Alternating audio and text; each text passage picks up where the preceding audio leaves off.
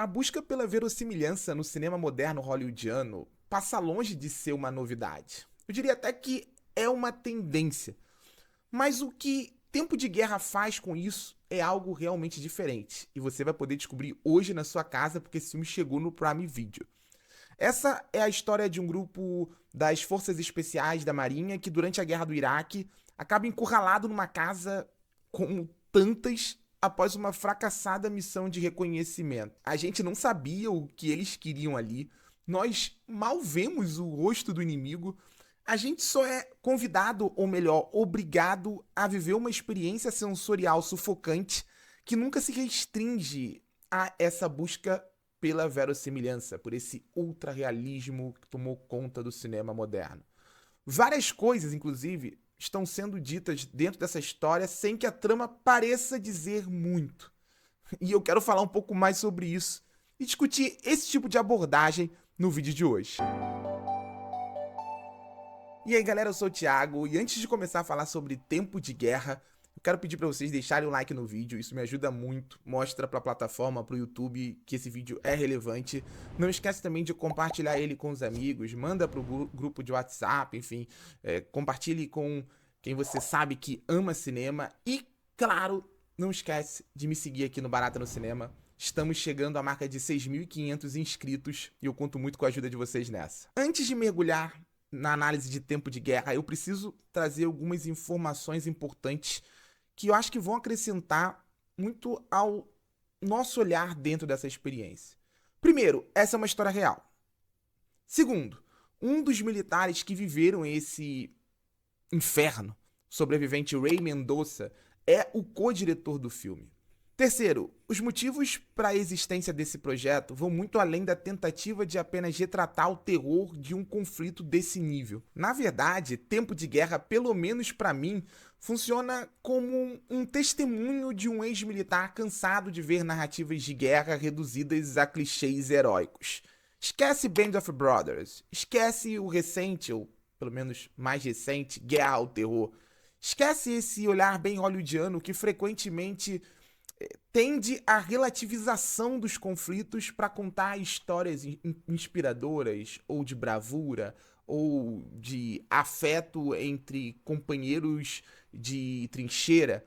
Ray Mendoza se recusa a retratar as experiências como parte de algo que não aconteceu.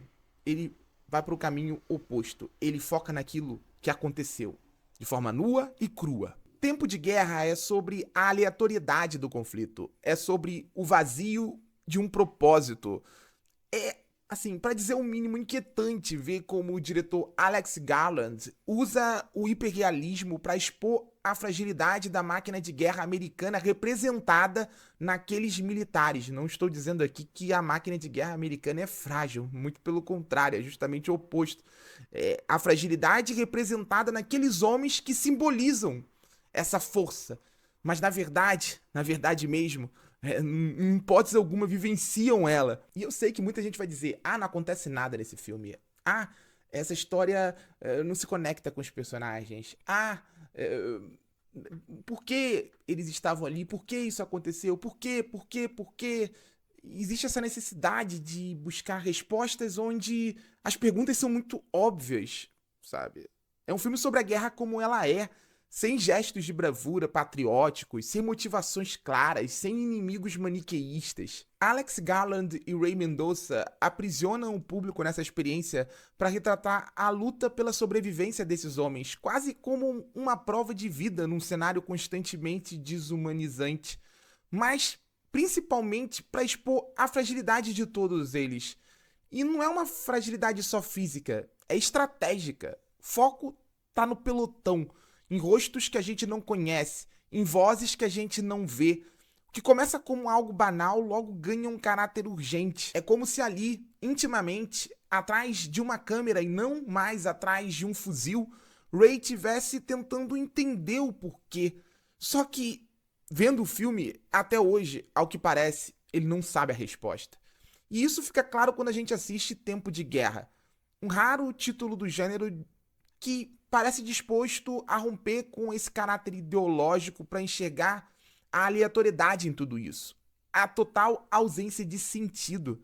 A missão aqui é basicamente sobreviver, ou pelo menos se torna em poucos minutos de filme. E a câmera de Alex Garland se compromete totalmente com a natureza banal dessa história, ao ponto de transformar a ação em manifesto, o que pode até ser tratado como uma omissão política. E assim, eu não vou contestar se você pensar isso, mas eu não acho, porque claramente os diretores eles perseguem o desespero, a imersão, o silêncio que antecipa o caos. É assombroso como o design de som nos coloca na posição daqueles soldados, do breve momento de êxtase na curiosa cena de abertura, passando pela aparente natureza meticulosa de todas as incursões e chegando à explosão de caos. Tudo aqui é perceptível sensorialmente. Os tiros possuem peso, os gritos de dor permanecem com a gente ao final da sessão, as vozes no rádio sugerem uma impotência um tanto reveladora. Em entrevistas, Ray, durante a divulgação do filme, chegou a dizer que o objetivo dele não era dar respostas, era abrir parênteses e deixar o público tirar as suas conclusões. Tanto que o filme não tem uma trilha sonora. E eu li uma entrevista dele em que ele fala que com um simples acorde ele poderia mudar todo o tom de uma cena. Então ele prefere o silêncio.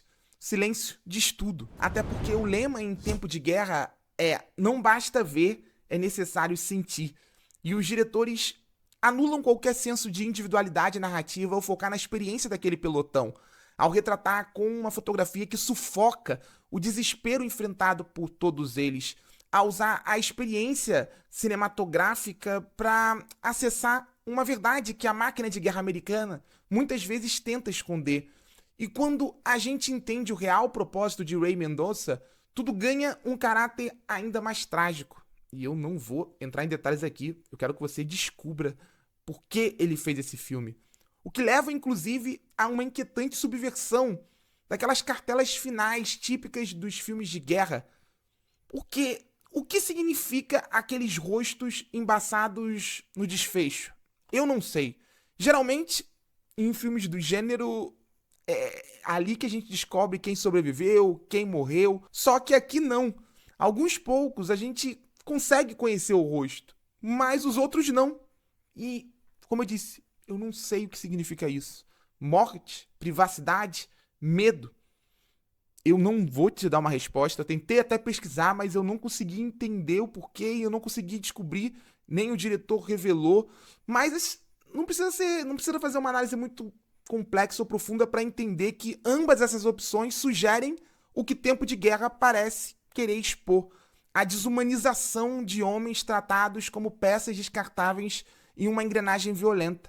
Ray teve a chance de contar a própria história, de agradecer, de transformar as memórias em testemunho. A maioria não tem. E isso é muito revelador. Inclusive, a maioria que está do outro lado dessa guerra. Porque existe todo um segmento, na verdade, todo o filme é ambientado numa casa, a casa de um grupo de personagens iraquianos, uma família comum, que simplesmente não tem voz, que ao final do filme também não tem um rosto. E aqui eu acho que a crítica a ela é mais contundente, porque ela mostra o que representava essas famílias para a máquina de guerra americana. Pessoas absolutamente, não diria nem descartáveis, eu diria, assim, completamente irrelevantes. Tempo de Guerra é desses filmes que termina e vai alimentando discussões, e só por isso ele já merece não só que você veja, mas que você veja pensando isso, discutindo isso, refletindo sobre o que ele quer, o que ele tem a mostrar e o que ele quer dizer com isso. Eu acho que a experiência vai ficar bem mais interessante. E aí, o que você achou de Tempo de Guerra? Diga nos comentários, não esquece de deixar o like, de compartilhar o vídeo e de seguir o Barata no Cinema, porque isso me ajuda muito. Tchau, gente!